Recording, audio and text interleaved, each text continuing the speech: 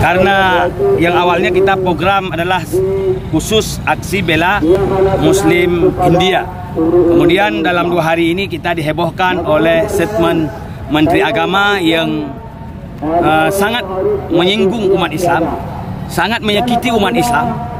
Karena seorang Menteri Agama ini seandainya keluar dari seorang Menteri Hewan atau Menteri Peternakan, Menteri Kehutanan, itu mungkin beda sedikit. Bukan artinya bukan melecehkan Islam. Seperti Ahok pernah melecehkan Al-Quran, itu Ahok karena agamanya Nasrani. Ini yang ngaku Islam, bahkan menteri dipercayakan sebagai Menteri Agama, dia yang keluarkan kalimat yang menyakiti umat Islam. Seharusnya Menteri Agama menjaga persatuan antar umat beragama, menjaga kerukunan antar umat beragama, menjaga agar umat beragama tidak tersakiti apapun agamanya, bukan malah menjaga agama satu agama menyerang Islam.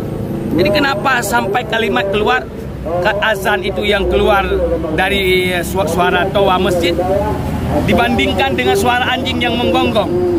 Ini sangat menyakitkan, sangat tidak bisa kita terima. Maka oleh karena demikian kita mohon yang pertama dia untuk bertaubat dengan mengucap 2 kalimat syahadat kembali. Karena kenapa? Karena azan nggak bisa disamakan dengan suara anjing. Jangankan dengan suara anjing, dengan suara lain nggak bisa.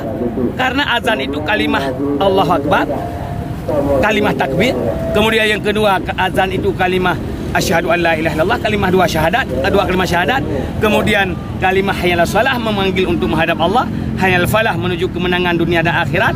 Kemudian ditutup dengan la ilaha illallah, kalimah tauhid. Jadi kok disamakan dengan suara anjing menggonggong? Ini yang udah nggak ada kesamaan sedikit pun. Maka oleh karena demikian kita mohon yang pertama dia untuk mengucap kembali 2 kalimat syahadat. Kemudian hukumnya tetap diproses. Jadi karena dia sudah membuat kegaduhan di negeri ini. Karena ini kan ada pasal membuat kegaduhan, membuat orang lain tidak nyaman. Ini sudah membuat umat Islam tidak nyaman. Kita dengar semua umat Islam mengeluarkan statement bahwa mengecam, bahwa menolak, tidak menerima, tersakiti, tersinggung. Ini jangan sampai terjadi seperti kasus Ahok. Negara yang habis untuk pengamanan aksi demi aksi. Berapa banyak kerugian negara? Ini akibat seorang Ahok dulu. Ini begitu pula seorang Menteri Agama Yakut.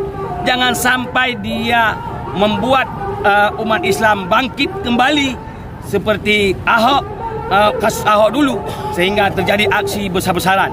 Maka oleh karena demikian kita mohon agar Kapolri segera menerima laporan. Karena ini sudah dilapor, tapi kemarin kita dengar belum diterima. Agar segera menerima laporan dari siapapun yang melapor untuk diproses Menteri Agama Yakut sesuai dengan hukum yang berlaku di Indonesia. Kemudian juga kita mohon kepada Presiden Indonesia untuk memecat Menteri Agama Yakut dari jabatan Menteri Agama.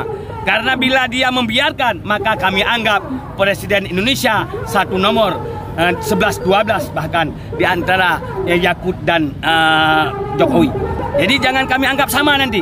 Jangan salahkan rakyat jika menyamakan antara Jokowi dengan Yakut. Karena Menteri Agama adalah perpanjangan tangan Presiden, yang kasih jabatan adalah Presiden. Bila Presiden tidak memecat, sama dengan Presiden mendukung, sama dengan Presiden membiarkan, sama dengan Presiden ikut menghina Islam, sama dengan Presiden ikut memusuhi Islam, sama dengan Presiden ikut menciptakan kerusuhan, ikut menciptakan kegaduhan. Maka oleh karena demikian, seandainya Presiden tidak ikut memecat Menteri Agama, maka kami nyatakan bahwa Presiden adalah musuh kita umat Islam, musuh kita umat Islam bersama. Maka umat Islam diajak untuk bangkit bahu-membahu melenserkan Presiden yang tidak pro kepada Islam. Sekian, Assalamualaikum warahmatullahi wabarakatuh. Terdesak pemerintah kita yo, terdesak pemerintah Indonesia. Pada hari ini kita kutuk, kita kejam.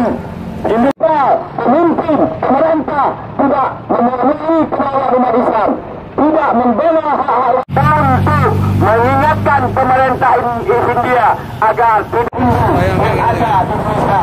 Kita tidak pernah melawan mereka. Kita hidup pemerintah Indonesia tidak mengusir duta besar Indonesia, duta besar India dari Indonesia.